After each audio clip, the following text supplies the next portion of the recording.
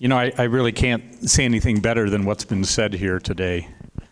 I feel very honored to serve this community, to be able to do the work we do with such a talented staff in the center.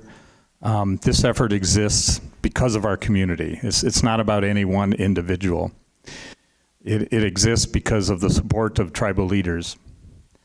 And it also exists because despite our histories and despite how much we've been wounded by that history, we're still unafraid to make friends. And so Miami University has been a dear friend of ours, and we continue to nurture that friendship. And it's all of those things that make this possible. So we don't have long, drawn-out goodbyes, so I'm not going to do a long, drawn-out closing here. We do have a saying among ourselves that we have to grow our own. And I think you've probably seen lots of examples of that here today.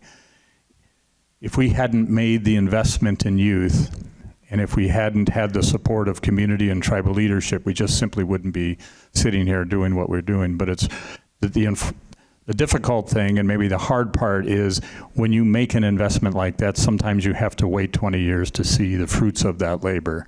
And so being patient is really, really hard. But for many of the tribes that are here for National Breath of Life, it's hard to see the outcomes of that investment. It may be years later, but rest assured that that investment into your youth and into that next generation is really, really important.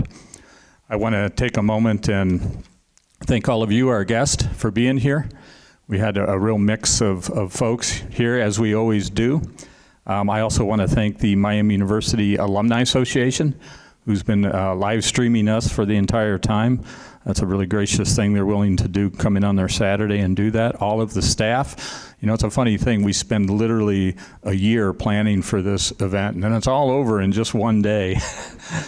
Myaamia Heritage students, I want to thank you. They're all required to work some aspect of the conference. It may be shuttling people from here to there or whatever it may be. And certainly for all of you to take time out of your Saturday to come and learn more about this unique relationship and the work that we're doing. So we are done a little bit early, which there's nothing wrong with that. There's plenty of tables and interactions to be had, so I would encourage you to stick around as long as you wish. Again, the artist tables are still available. All of our speakers are there.